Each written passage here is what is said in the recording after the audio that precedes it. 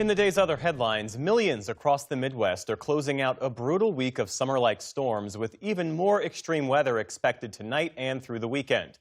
A huge chunk of the country is facing the risk of severe storms stretching from the southern U.S. border to the Great Lakes. That includes Wisconsin, where at least one person has died amid what local forecasters are calling unprecedented weather this past week. That includes 7 confirmed tornadoes and more than 100 severe thunderstorm warnings. Milwaukee set a new record for rain in April, and the month is barely halfway over. The U.S. Senate today approved a short-term renewal of a controversial surveillance program used by U.S. spy agencies. All in favor say aye. Aye. All opposed, no. The ayes appear to have it. The ayes do have it. The bill is passed. The measure passed by what's known as a voice vote and extends a part of the Foreign Intelligence Surveillance Act, or FISA, until April 30th. That gives lawmakers more time for negotiations after an effort to renew the program for 5 years failed late last night in the House. President Trump has pressured lawmakers for an 18-month extension. FISA allows for the warrantless collection of foreign communications on U.S. soil. Officials argue it's key to stopping terrorism and espionage, but critics have raised privacy concerns. In California, musician David is being held without bail after his arrest yesterday in connection with the death of a missing teenage girl.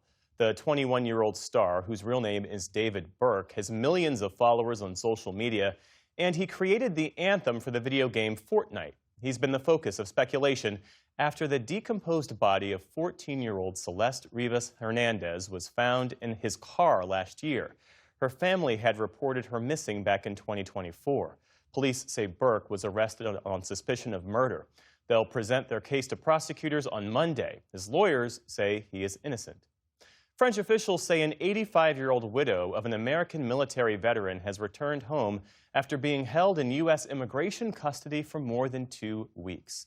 Marie-Therese Ross's husband died unexpectedly after they were married last year, and she had overstayed her visa. France's foreign minister announced her return earlier today, while also denouncing ICE's approach.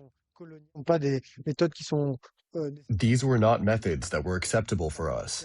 There was violence that concerned us. But the essential thing is that she is back in France, and we are completely satisfied.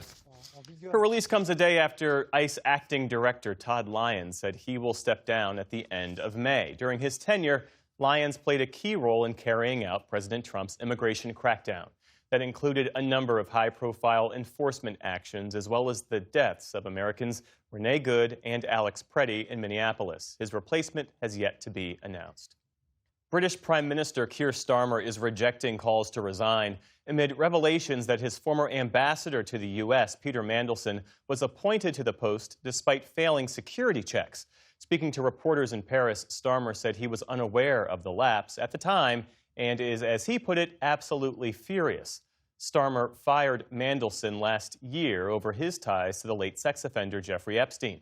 Mr. Starmer is expected to address Parliament about the issue on Monday. In the business world, the parent company of QVC has filed for Chapter 11 bankruptcy protection. QVC Group also runs HSN, formerly the Home Shopping Network. The company has been struggling amid a surge in online shopping options and live streaming apps like TikTok. QVC says its brands will continue operating as usual as it undergoes restructuring. Meantime, on Wall Street today, stocks shot higher as investors welcomed news about the Strait of Hormuz reopening. The Dow Jones Industrial Average jumped more than 800 points on the day. The Nasdaq added 365 points, or more than 1.5%. The S&P 500 ended the week at a new all-time high. And country music songwriter Don Schlitz has died. You got to know when to hold up, know when to fold up, know when to walk away, and know when to run. His most famous song, The Gambler, was recorded by Kenny Rogers back in 1978. It went 5 times platinum and was a crossover hit for both artists. Schlitz went on to write some of the most enduring songs in country music for legends like Randy Travis and the Judds. In 2012, he was inducted into the Songwriters Hall of Fame. He's also in the Country Music Hall of Fame.